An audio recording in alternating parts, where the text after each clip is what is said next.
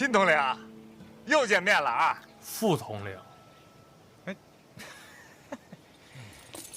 大人，是熟人啊。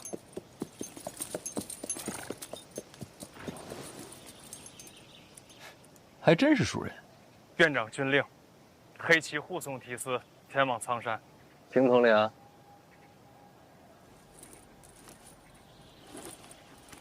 副的，都一样。您受累了。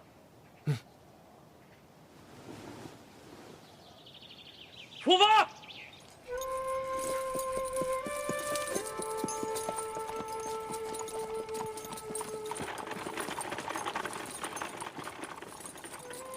内库亏空还没有头绪呢，你还有心情游山玩水？越是这样，越是要出来游山玩水啊。苍山有银子？苍山没有银子，但是我可以想办法让银子来苍山。怎么个来法？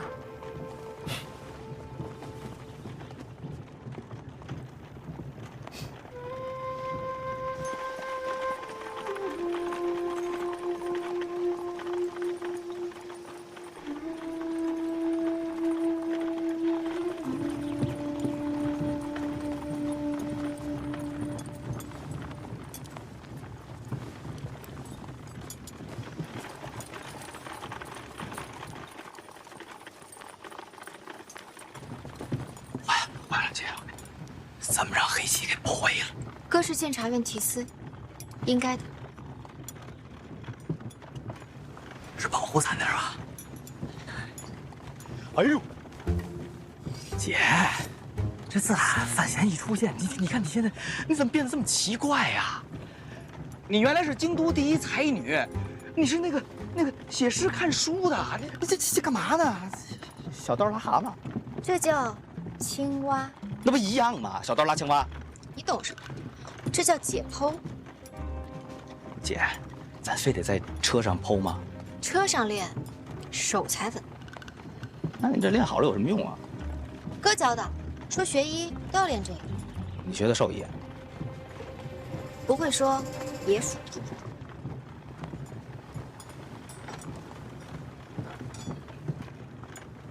哇，姐，你说这哥也真是的，他跟嫂子出来，这叫什么度蜜月呀？那带咱俩干啥呀？想知道啊？想知道，自己去问呀。你不会说也别说。金统领，停一下！管司者，管司者，过来一趟。你说，哎，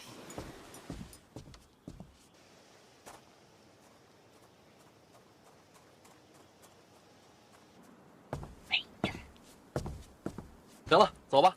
去。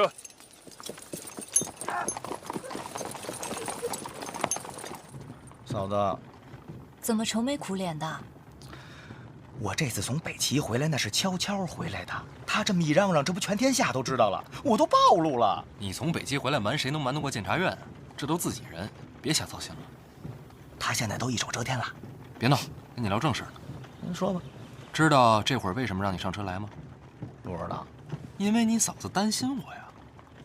我先下去啊。哎，你嫂子老在那儿操心内库亏空的事儿，我得让她安心吧？怎么让她安心呢？就得找你帮忙。别拿我说事儿。你确实是担心啊。成亲那会儿，你不是老想着筹办拍卖会吗？啊，如今呢，你大显身手的时候来了。都错过那时机了。当时是为了拍卖那个婚宴名额，你都成完亲了，怎么拍卖啊？到了苍山庄园，你负责安排场地、布置流程。好，在苍山咱们再成一回亲。那不成讹钱了吗？你听他瞎扯，大婚就一次。这是京都所有商铺东家的名册，基本全在这上面。你安排人把他们请来苍山。人家凭啥呀？对呀，凭什么呀？我也没弄明白，我们凭什么去啊？苍山一聚，共赏山景。哼，说的好听，其实什么意思啊？大家心里都清楚吧？哼，内库亏空，京都谁不知道啊？新官上任3把火，这火可烧到咱们头上了。我还是那句话，咱们凭什么去苍山？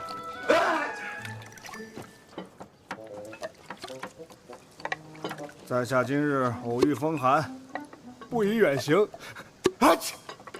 人家是诗仙，是重臣，这身份下请柬，谁敢不去啊？啊！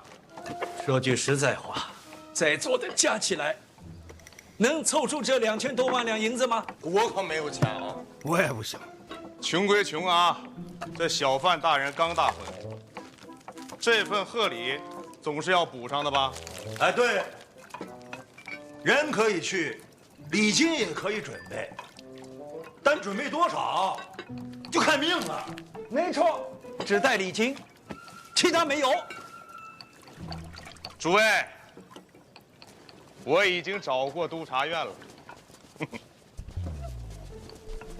督察院那些青天啊，听闻此事那是愤怒不已啊！青天们说了，若小范大人敢恃强凌弱，他们一定血溅圣上，必除国贼。大家心里都有个底啊，安心去苍山。兄台，还是你想的周到啊！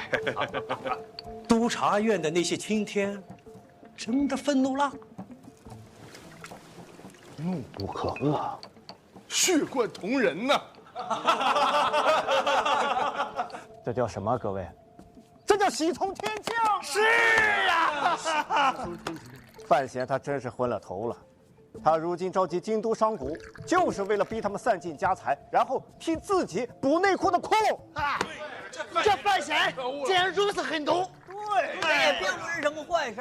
这范闲口口声声说查贪官，结果呢，他自己贪赃枉法。没错，他还有金钱囊。各位，等苍山有了消息，咱们就一起参他。对，参他，一定要参他。咱们必须要齐心协力，替大庆除了这个奸臣。对，出奸臣，出奸臣，参他。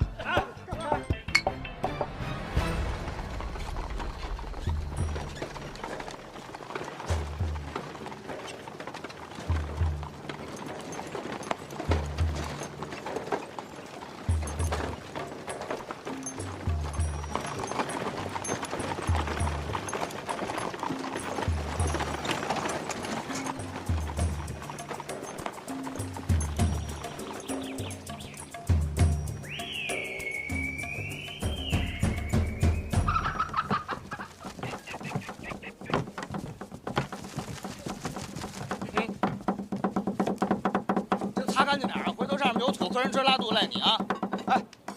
哎，把这都给切了啊，切细点啊。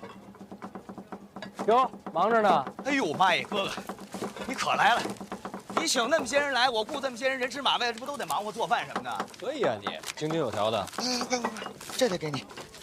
这个说是什么叫贺宗伟啊？说让我送给你，还说什么那个现在督察院都盯着苍山这块地儿呢，说随时准备参你，怎么办啊？请柬都送到了，送到了。那些个商贾已经陆陆续续准备出发了，估计过不了多长时间就能到了。哎，哇，你跟我交一10笔啊，你是不是打算劫他们呀？那不成山匪了？那咱怎么讹钱啊？不是讹钱，是让他们主动交钱。不是他们疯了，就是你疯了。走。子卓，我们正好，你在商贾之道上有天分。我把我琢磨这道理呢，跟你讲一讲，你看看行不行？不行，我还没说呢。什么道理也卖不来2000万两啊！你有没有认真思考过，什么是财富？肯定是你疯了。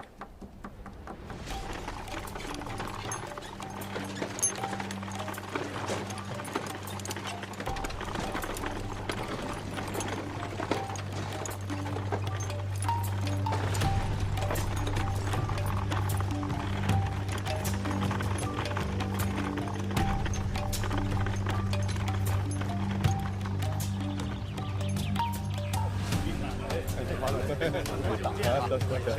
掌柜，来，别。哎呦，好几位都到了，哎呦，马掌柜，刘掌柜，好，一天可惜，行啊，咱们走吧，起啊。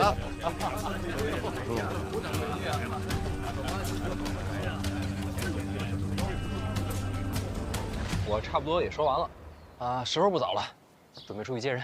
哎哥，哎你就打算这么着说给他们听啊？啊，你觉得怎么样？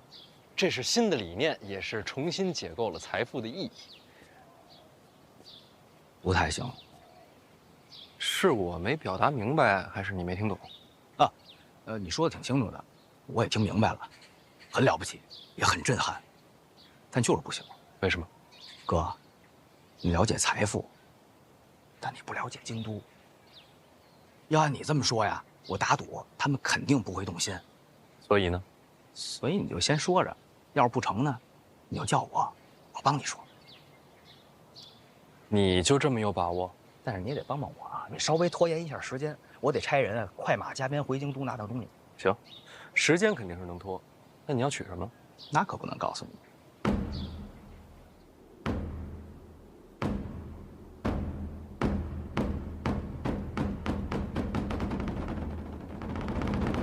谁也不能出钱啊！哎，诸位，各位，我们一定按之前说好的，谁也别拿钱，千万不出钱。拜托各位啊！记住，按之前咱们说好，拜托各位了啊！诸位，各位，我们一定按之前说好的，别的没有，我们一定按说的，谁也不能出钱，记住了，已经可以。诸位，哎，刚才那边嘀咕什么呢？哎呀，你告诉他们坚定立场啊！若小贩大人敢揭露新婚之名敛财，交点礼金就罢了，这要钱我可没有啊，我可没有，我们都没有，对吧？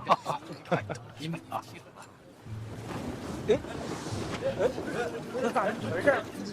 哎呀，这干什么呀？这是？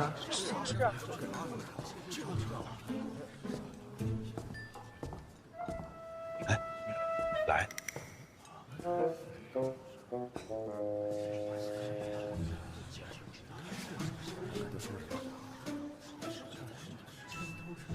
大家好，幸会，我就是范闲。我知道你们此刻在想什么，所以我事先声明一下，大婚已经结束，今日不收贺礼。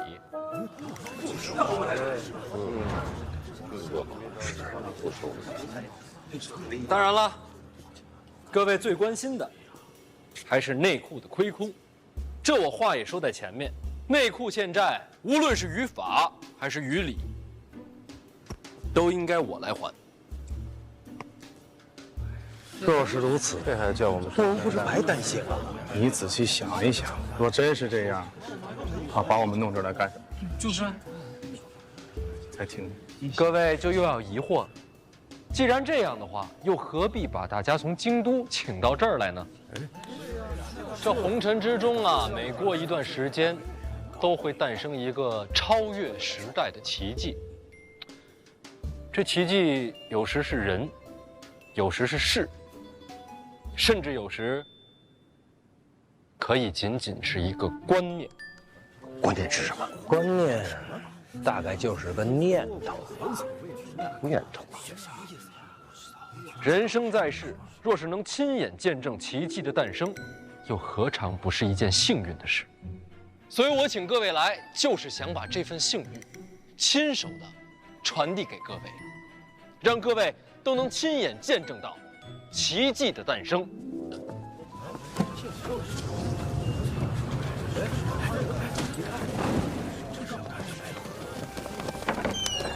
哎，这什么呀？这是？等一下，让我降一下。那位问得好，这奇迹该叫什么名字呢？谁问了？请看，没错，正是库债。库债是什么东西？库债？库债？谁的裤带？什么裤带呀？我说的是债，欠债的债嘛，是裤债。快！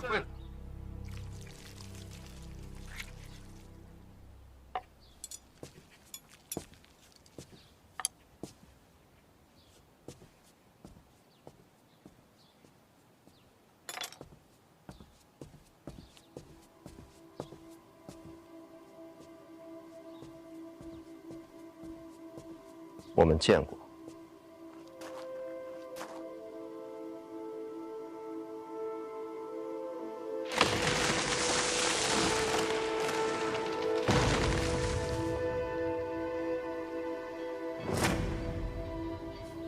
五竹叔，你找我哥？我找你。找我？对。现在所有人都在那个大房间里听范闲讲话，时机正好。各位，那么这库债又是何物呢？咱们顾名思义，库是内库的库，债是欠债的债。这所谓库债，便是内库欠债。怎么样？说了半天又绕回来了。回来。各位都知道，我名下办了个淡泊书局，这几日费了些力，把第一批库债给印出来了。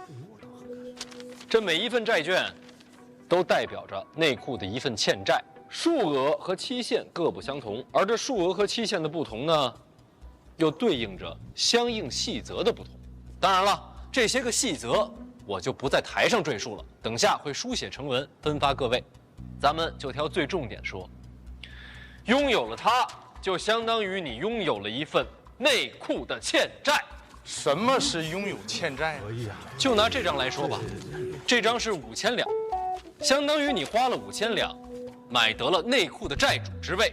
表面上你是替内库还了5000两的亏空，实际上将来内库盈利之时会连本带利全部还给你。不仅如此，这债券可以交易，可以流通，甚至必要之时可以根据规则提前兑换。这谁不明白呢？这还是逼我们拿钱补亏空吗？没错，2000万两的欠债都在这儿了，竞价出售，价高者得。怎么个竞价呀？意思就是你出了5000两，人家出6000两，这债权就归了人家。够狠的，不止2000万了。那每个人最少买多少？自愿购买，先到先得，售完为止。还自愿，傻子才买。就是。各位可能还要问了，那我花钱买了债券，补上了内库的债务，那我能得到什么呢？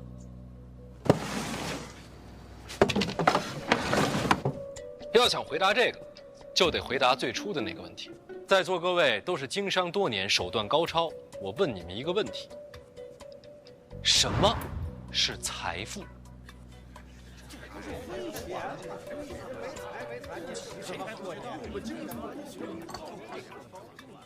这个就是财富。哦，财富就是银子？自然金银都算。不对，金银只是衡量财富的手段，而非财富自身。什么意思啊？你刚才手上举着那块银子，大概1两？差不多。能换多少米啊？2担左右吧。上下多少有一些浮动，每天米价还得去米行看呐。也就是说，今日在我庆国，1两银子大约能换2担精米，这便是衡量的标准。小范大人，这说的不都是废话吗？我前些日子去了趟北齐，大家应该都听说过。大人威震北齐，自然是少年英雄啊，是吧？在北齐那边，1两银子只能换1担精米。你看，同样是1两银子，在北齐和在我庆国，价值就不同。北齐与我大庆交战，大败亏输，米价自然会涨啊。没错，兵荒马乱、天灾人祸都会影响物价的浮动。各位不妨想想，若是你们身在北齐，所谓的身家财富又剩几何呀？可是我大庆正值盛世，并无此忧啊。答对了。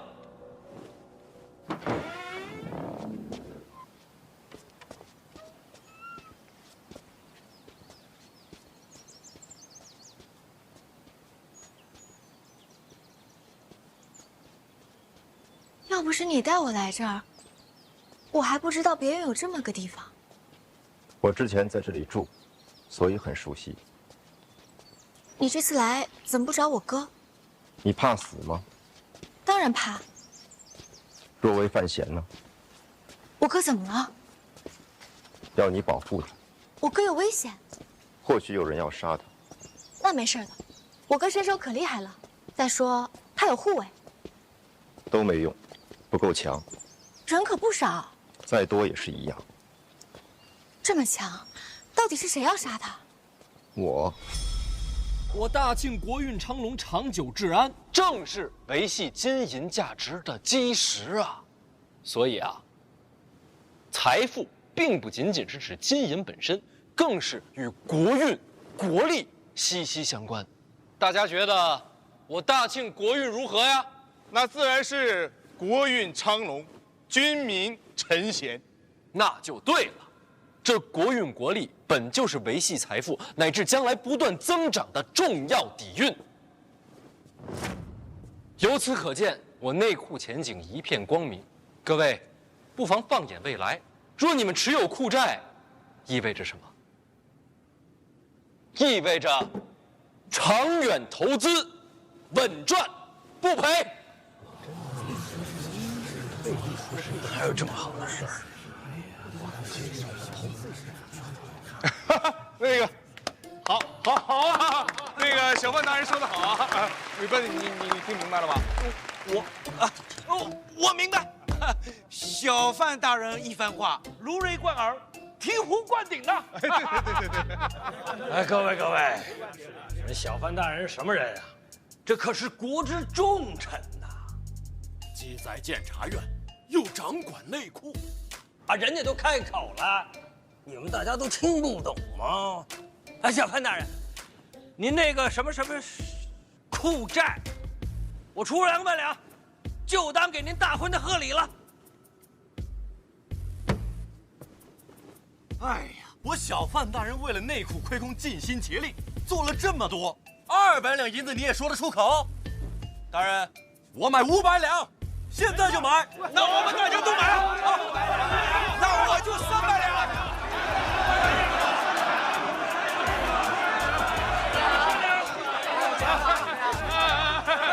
群情激昂啊！小范大人，什么欠不欠债的，我们这样都不用还，是吧？我买5000两。什么？5000两？怎么想的呀？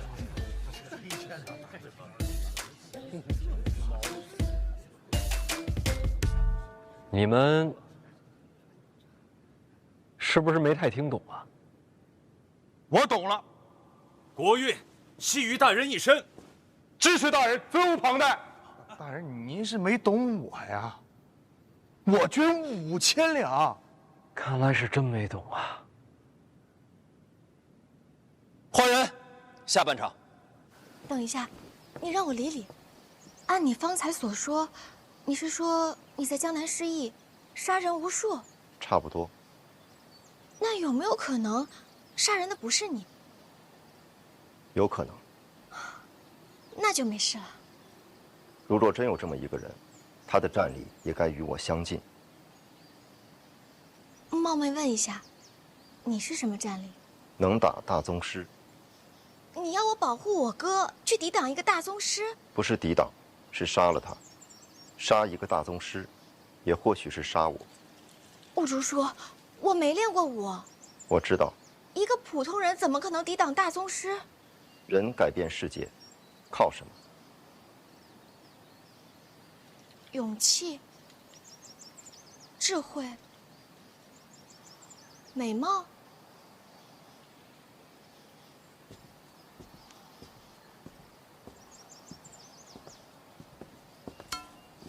还有工具。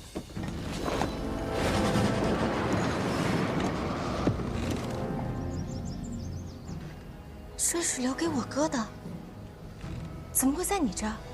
是我拿出来的。偷的？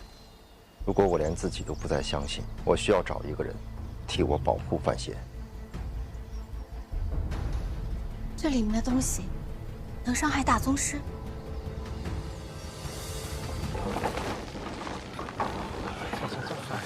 来，走。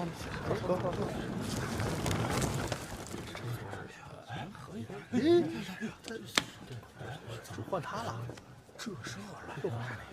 诸位，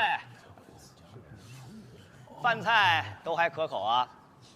有什么不爱吃的，您跟我说，我让他们稍微给各位编排一样。这谁呀？好像是犯死者。他不是犯错了，不在京都吗？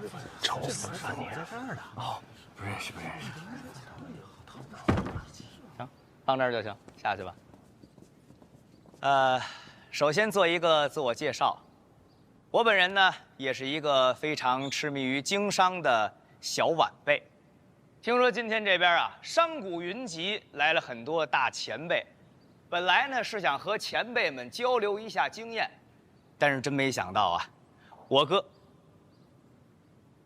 我国著名的小范大人，刚刚这一席话呀，真是醍醐灌顶，可谓是一语惊醒梦中人，说的实在太好了。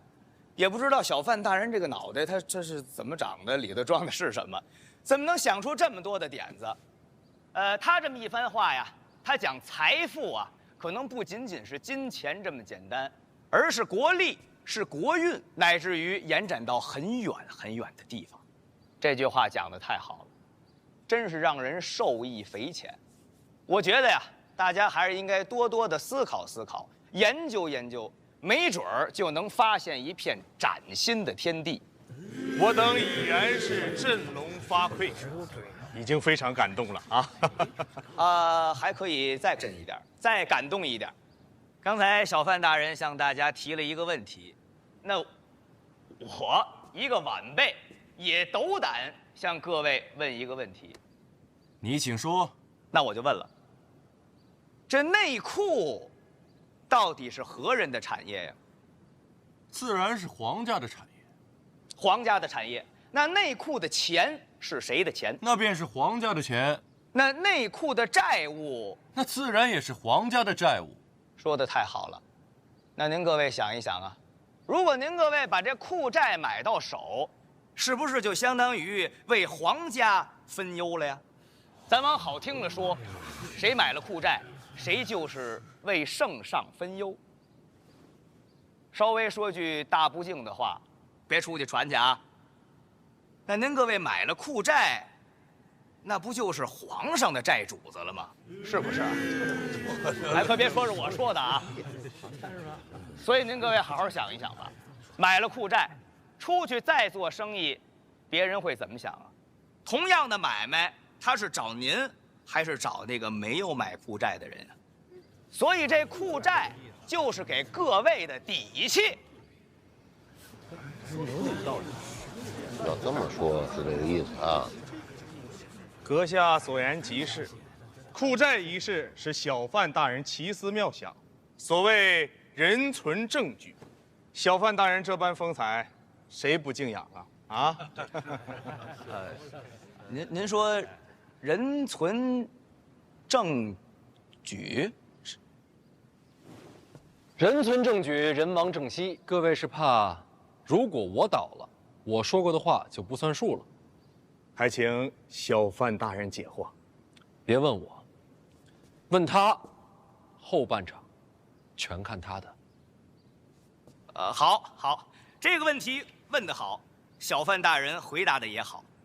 人存证据啊，人亡政息，什么意思呀？人要是没了，那你说这债找谁去呀？说句不好听的话，小范大人万一哪天要是倒了台，那各位扔进去的钱，那自当也是打了水漂了。这句说的对。各位不要着急，你们请看。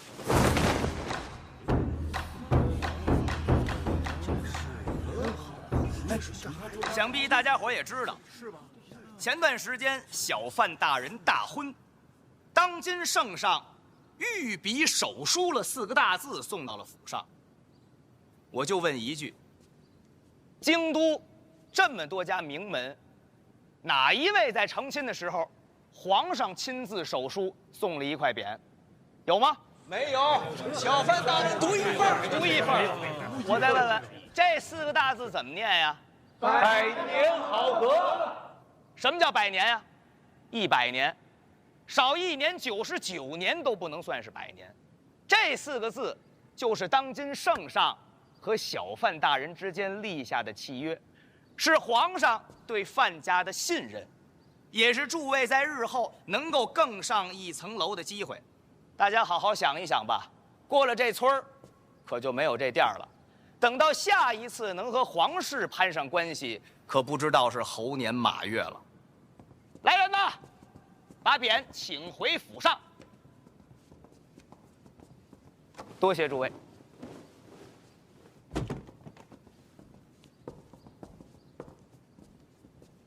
诸位，该说的、想说的，我们俩都说完了。天儿也不早了，想赶回京都，怕是有些晚。各位要是不嫌弃，就在苍山暂住一晚，明天再回城。关于库债的事儿，我说话算话，售完为止，全凭自愿。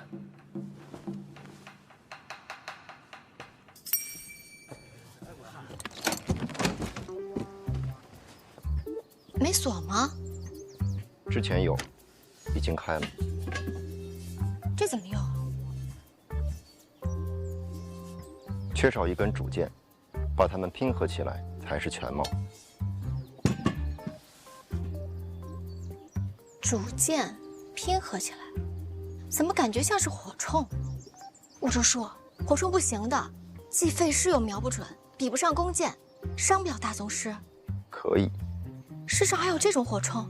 不一样，小姐带出来的。哪儿带出来的？神庙。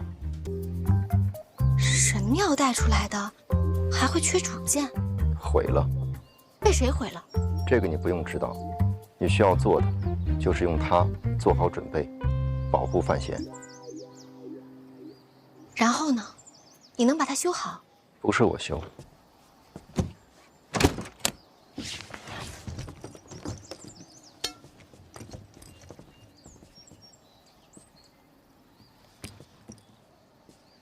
保护范闲是个秘密。我不说。包括我哥吗？是的。为什么选我？在这个世界上，对你来说最重要的是什么？当然是我哥。这就是理由。哎，就这么走了？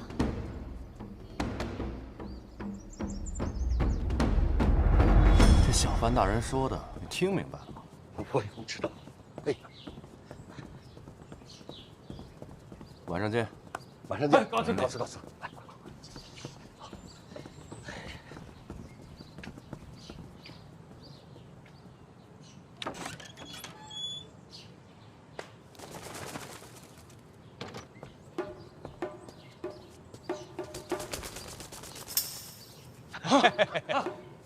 哎，一会儿晚上见啊！回见，回见，回见。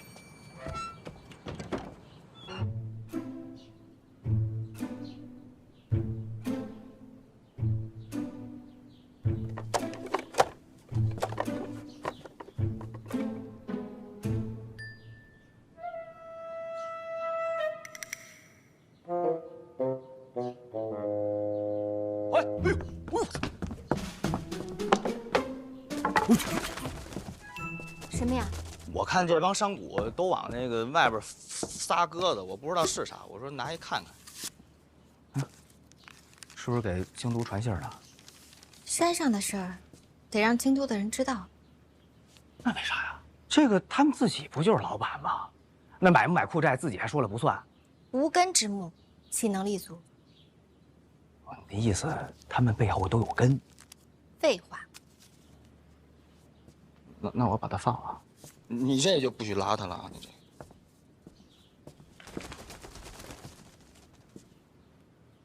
范司者，你还真行啊，还能上台说话。那可不，姐，哎，我这么跟你说，范闲那套厉害归厉害，我都没听说过。但你得这么想啊，我要是都没听说过，那帮商贾们能懂吗？啊，你说范闲拽那些个词儿，什么国运吧，又财富吧，那些那商贾们根本就不明白，能打动他们的就俩字儿：皇室。你还得意起来？那不该我得意吗？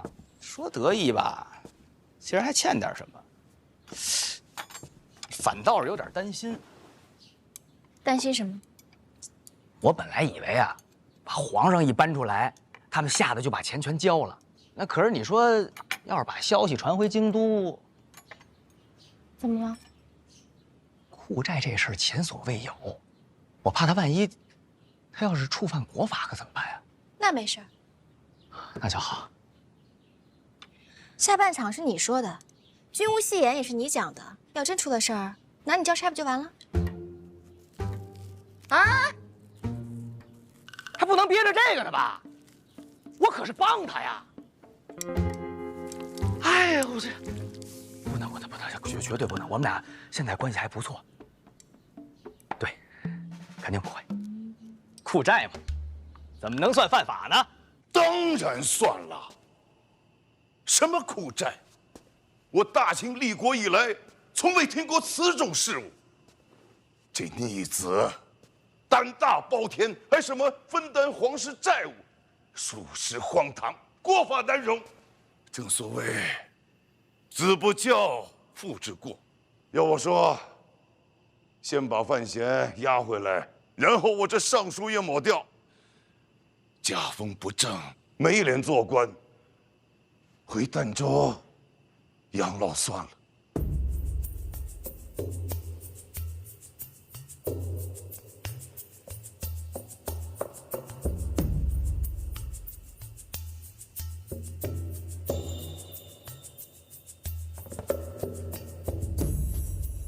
沈院长，别睡了。你在发火，喊我做什么呀？库债这事儿，你总得有个看法。我看不了。瞎了。内库财权不在监察院的监管之内，管不了。没说内库，说库债。新鲜，没听过。确实新鲜。库债一事，自古就未听过。依照大清的律法，也没有库债这一条啊。可若是治罪下来，也无法可依呀。这新鲜事儿，二哥怎么看呀？回太子的话，臣现在还在闭门思过，没陛下召唤，连门都不敢出，更别提善论朝政了。哎，说说无妨。无法可依，无理可循，但凭圣才而已。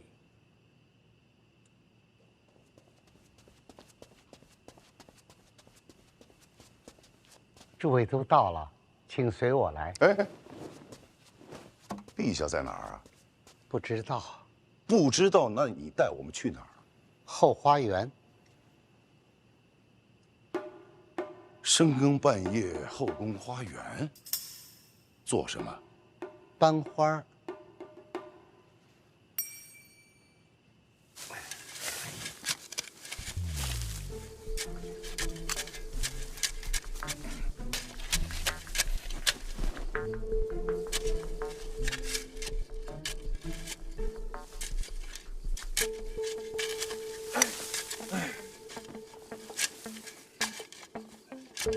侯公公，哎，你确定这是陛下的旨意？范大人，老奴有天大的胆儿，也不敢假造陛下的口谕呀。这是闹的哪一出？哎，啊，就是班花儿。就咱们几个人吗？那下人呢？陛下早就有旨意，这一片啊，不许宫内下人靠近。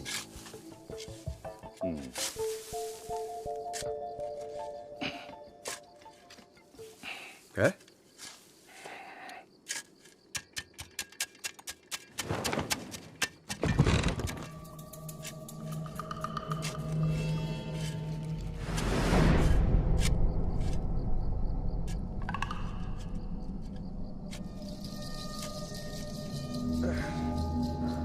范大人，您辛苦。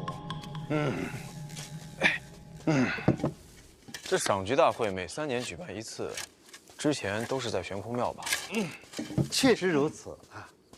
这也不是什么珍贵的花，为何让我们亲自送过去啊？陛下喜欢啊。陛下是想告诉我们，这赏菊大会啊，他很重视。那为何要在此时告诉我们这些呢？我记得往年的赏菊大会不是这个时候啊，改期了啊？改到何时？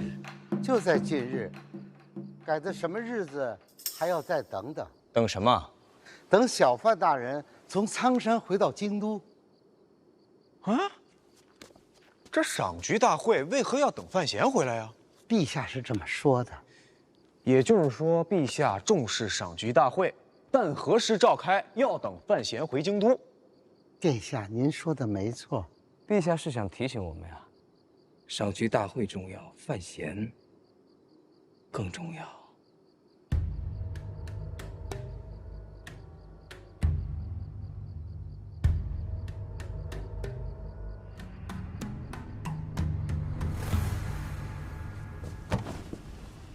会不会留在京都没有带出来？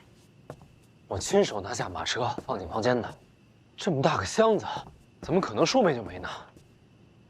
箱子里是什么？神庙里的东西。神庙里带出来的，神兵利器吗？如果佩奇确实是绝世神兵，缺东西，主体没了，其他东西一样都没有少，唯独少了一个箱子，那说明对方至少知道它是什么。知道这东西的人可不多。谁？大人，那儿有人。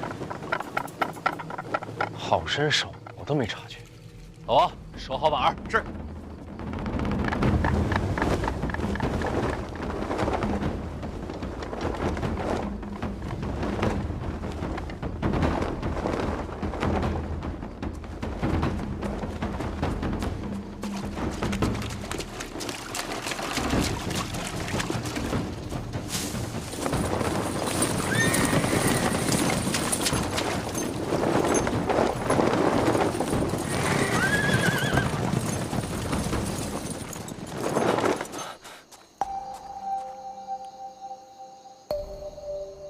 吃。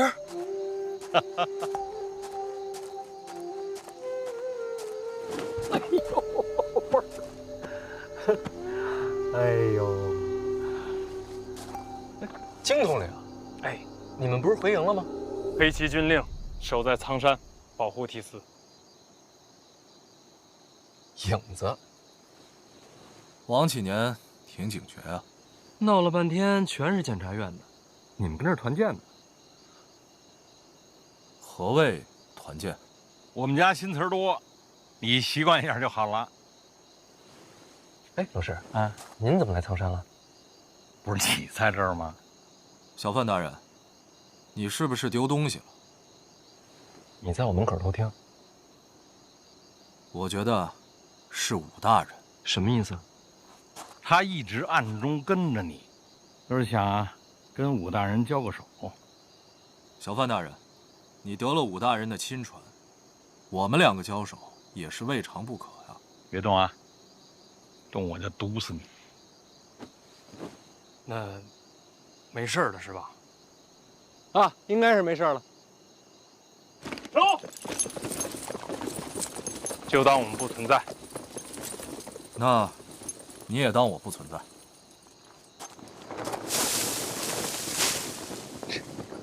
神神秘秘的。走吧，老师，都到苍山了，上我那儿吃宵夜去。哦，错了，这边。哎，等会儿，我跟你说个事儿。我去江南追查一个杀人案，凶犯到了京都之后，又找不着人了。两种可能，要么就是武大人，那另一种可能呢？有人把这个凶犯在京都给藏起来了，连检察院都查不到痕迹。当然，有这般手段，京都能有几个呢？不，这也是线索。来苍山陪你待几天，这案子透着诡异，回京都就朝着这路子往下查。我本来想有了结果之后再见你，我在暗处。不是，你媳妇那肺痨啊，让你给调养的差不多了。回去之后呢，一天一粒，药吃完了，病根就除了。百年好合，陛下想看，我也想看。要不您告老吧，我养您。胡说八道！我认真的。行了，大宗师隐藏在京都，我要是不把他挖出来，我寝食难安。老师，哎呀，别唠唠叨叨吧，赶紧给我生个徒孙儿。长大了，我教他用毒。回去了。那您答应我，别玩命。放心，我比你怕死。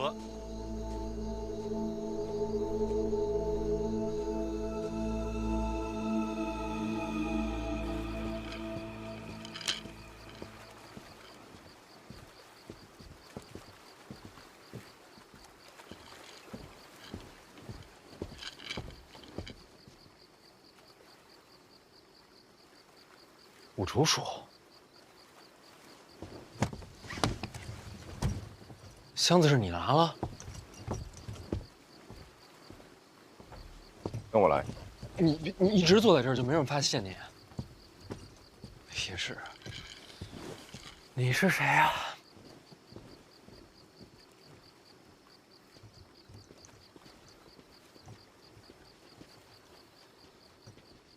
说。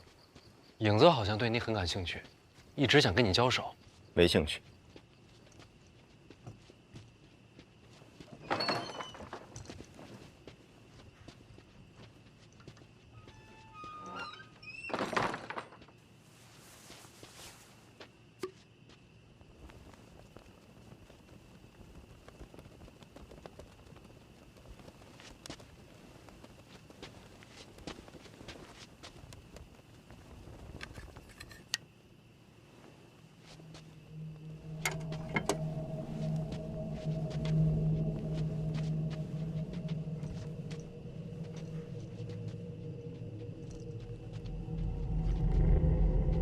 说，你到底在找什么？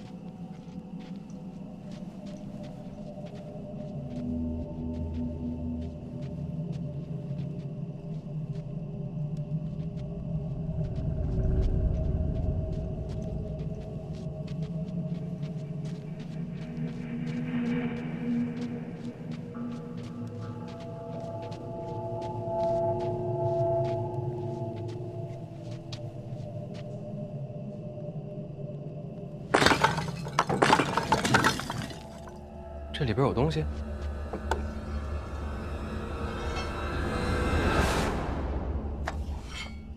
小姐当年苍山住过。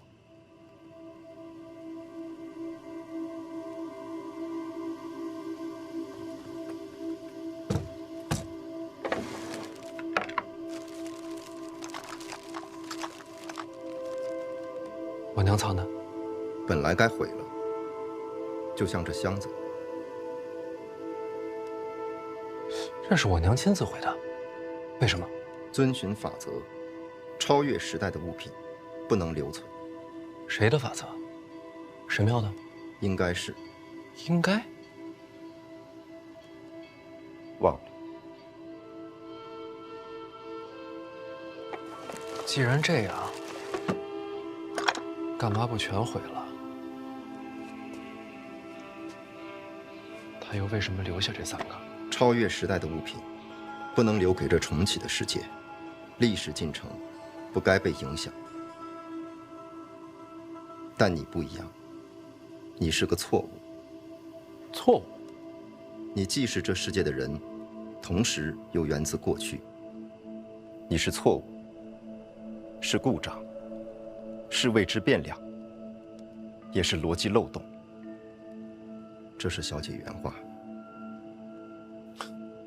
所以我那些记忆，难道是来自神庙？不知道，我只是复述。小姐留给你的是一线生机，修好它，你拥有扭转命运的3次机会。怎么修？去江南，去三大坊。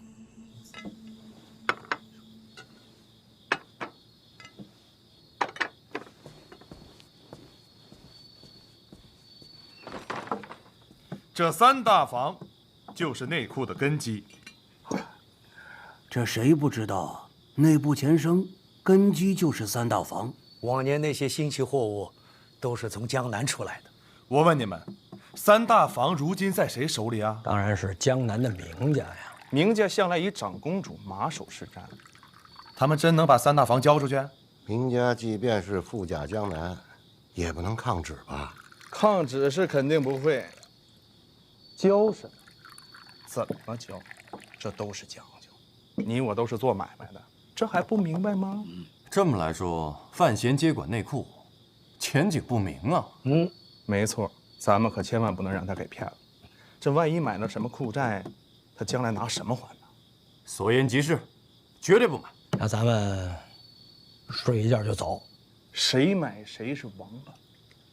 对，谁买谁王八。王八，来，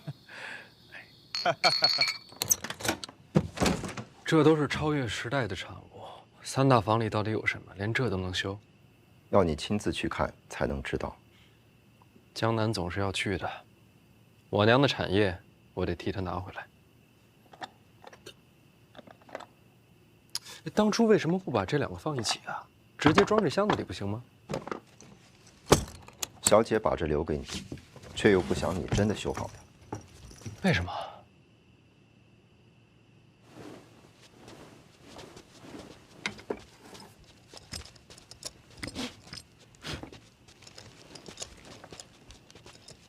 当神庙改变命运，未来亦将留下烙印。这句是真没听懂。当神庙之物使用太多，未来岁月，你终将去往神庙。这有点过于违心了。我等你到江南，到那时，你才有面对大宗师的底气。用这个对付大宗师，太欺负人了吧？未必。什么意思？有这个也未必斗得过大宗师？没错。大宗师也是人，这超越时代的武器怎么躲？我像正常人吗？成大宗师者，已不被人间常理束缚。那不成了妖怪？差不多。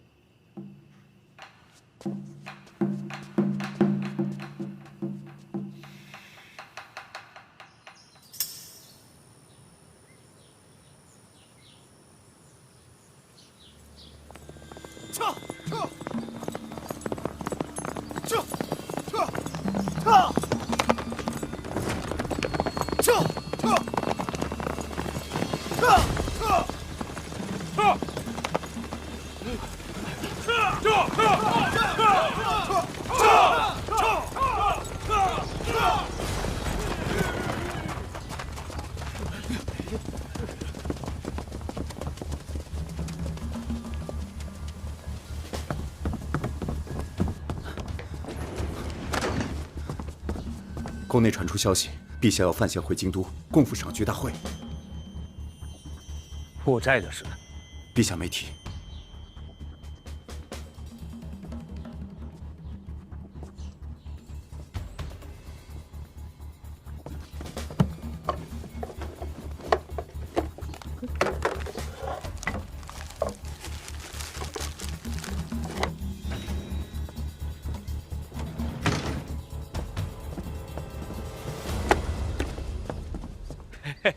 哎呦，你听说了吗？赏菊大会的事。赏菊大会无关政事，邓范闲应该也是看中他的文采。对，没错。诗词歌赋、雕虫小技而已嘛，他终归担不起内库的大任呐。对。您这是？我得去个茅房。我呀，早上起来得遛个弯儿。哎，请便。回见。哦，对，这。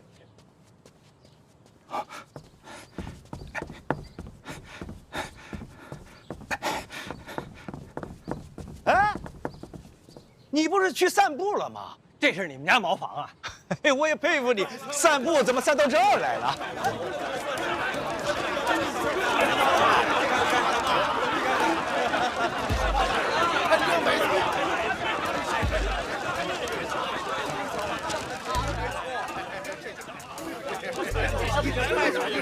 小范大人，刚才少我的5万两一定给我留着啊！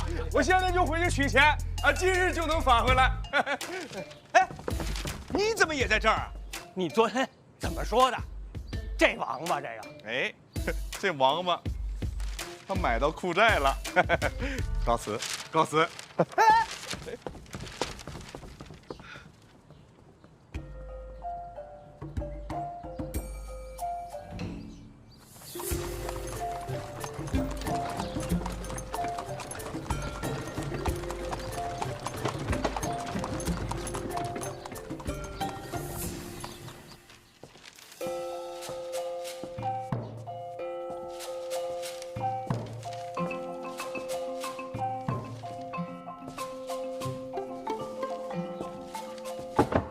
行了，哎，啊，擦擦手。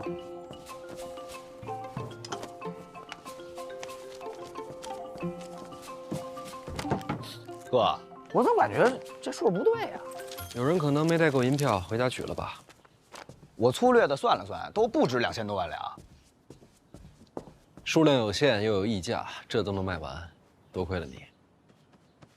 内库债权都分出去了，怎么还不高兴？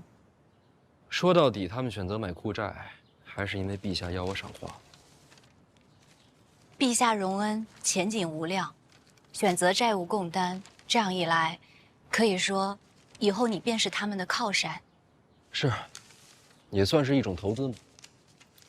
只是，他们没有人能真正明白，库债究竟意味着什么。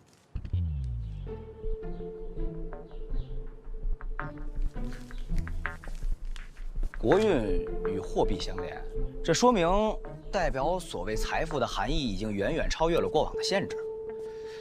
哥，这几天我一直在琢磨你说的话，你说这庆国和财富之间，是不是不光是国运这么简单啊？好像还有别的联系。啊，这些商贾们因为陛下器重你，所以选择相信库债，相信内库的前景。所以，其实他们看重的不光是你，看重的是皇上，看重的是皇室的信用，是庆国的信用。没错，金银数量终究有限，而庆国的信用才是货币的基础。对，不光是庆国，北齐的信用也代表了北齐的财富，所以国家的信用就是财富。国家信用是财富。是货币的基础，那这之间缺什么呢？货币、信用。咱们出去，让他在这儿仔细想一想。货币、财富、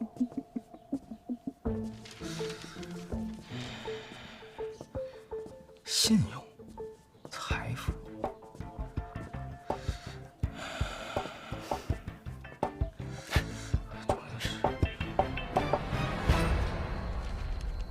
货币、信用，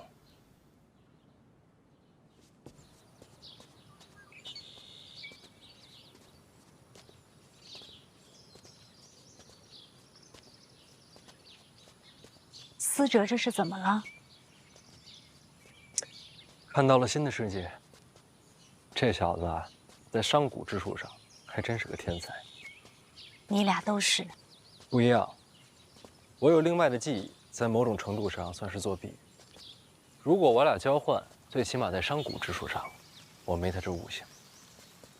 这一点上，他比我强。那是好事啊。婉儿，对不起啊。怎么了？苍山恐怕待不了多久。那是当然，陛下还等你回去赏菊大会呢。我准备了那么久。最后成事，还是他一句话。天子嘛，自古以来都是天下中心。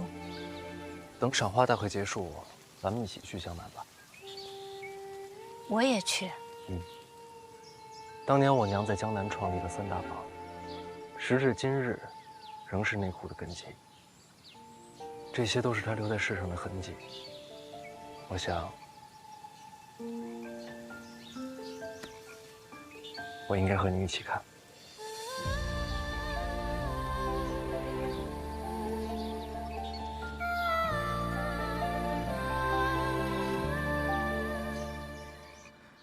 那国家信用连结着货币，那平衡这两者，得需要一个铺子呀。但我从来没见过这种铺子。那这种铺子该叫什么呢？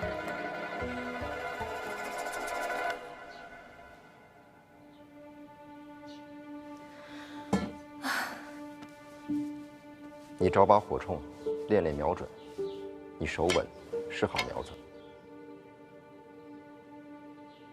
保护范闲是个秘密，你要我保护我哥，去抵挡一个大宗师？不是抵挡，是杀了他。杀一个大宗师，也或许是杀我。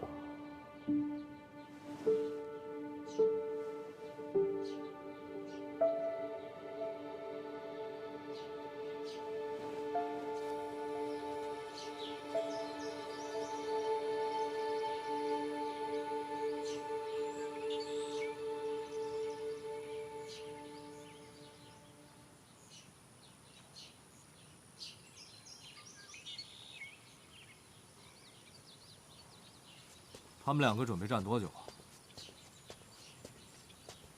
你要敢打扰他们，小心我给你下毒。哎，你说，武大人今日会出现吗？哎呀，他出现不出现，切什么磋呀？你不是他对手。胜负不重要，你也是练武之人，怎会不懂？我不是练武之人。那你是什么？我是他的老师。那你把他当徒弟，还是当儿子？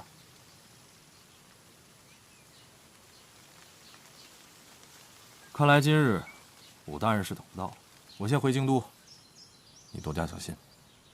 如果武处真的是凶手，天下没有人能活命。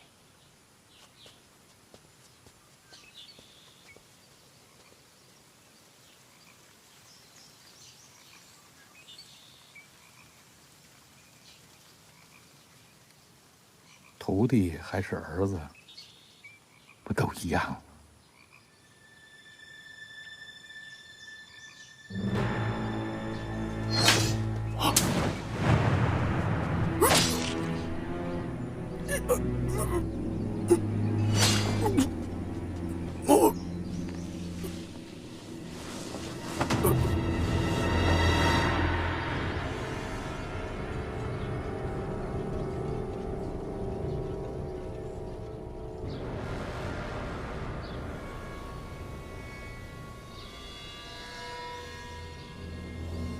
怎么了？看见什么了？没什么。辛苦了。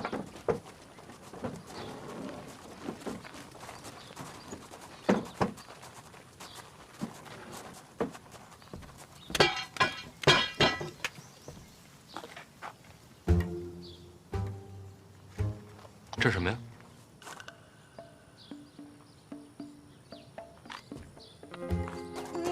没什么。我都看见了，你买了把火铳。对呀。是有人欺负你吗？没有啊，就是我自己有兴趣。哦，那就好。你用的时候注意安全啊。嗯。思哲呢？他最近恍恍惚惚的。啊，他来了。哥，姐，来了，该走了。嗯，是该走了，都在等你了。哦，不是姐，我那意思，我该去北齐了。去北齐？啊，我跟哥都商量好了，娘也同意了。想好这个通商的主理人该做什么了吗？我想来着，而且越来越清晰了。我这几天一直在琢磨你说的话，什么国家信用啊、货币基础啊，我感觉这之间啊必须得有一个铺子调节平衡。那这个铺子如果开在庆国呀，估计连怎么死的都不知道。它必须开在北齐，北齐现在是大战刚败，百业待兴，正是好机会。我能抓住这个机会，这个铺子前所未有，我这是开万世之先河。往小了说啊，咱就挣点钱；要是往大了说，整个北齐的国运都在弟弟手心里攥着呢。名字想好了吗？想了想了，哎，你们俩也帮我参谋参谋。你看啊，那个卖米的叫米行，卖布的那叫布行。咱这个跟钱有关系，叫钱行是有些太直白、太粗俗了。钱它不就是银子吗？所以就叫饭行。那你提银子干什么？我是这么想的，咱都开万世之先河了，咱老范家咱得名垂青史，青史留名。名字可以再斟酌。那饭行不好，那要不叫闲行、弱行、折行？哎呀，算了，哎，回头我路上慢慢想吧。哎呦，哥，你知道，我现在特别激动，我好像就这辈子终于知道为什么而活了。这就叫做人生目标。对，我找着人生的目标了。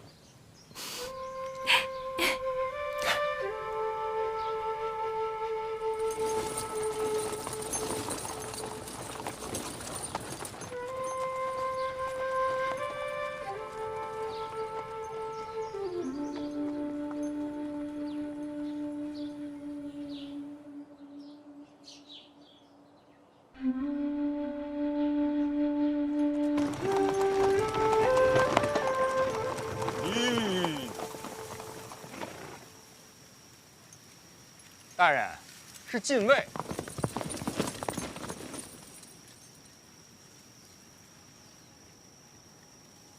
这就是赌我来的。黑旗候命，随时可以冲阵。哎，别，这可是禁卫，天子之师。不用担心，黑旗才是天下第一强军，绝不会输。不，我担心的是这个嘛。老王的意思啊，冲禁卫可是重罪。院长交代，苍山一行受提司调遣，黑旗只遵军令。哎，来人了啊！这位不也是熟人吗？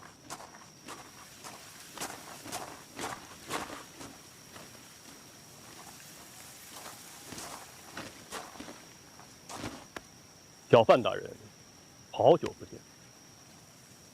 公统领值守大内，今儿怎么出城了？陛下有旨，出宫办差。那我祝公统领一路顺风。怎么着？要不我们给你让一下？陛下旨意，还请小范大人同行。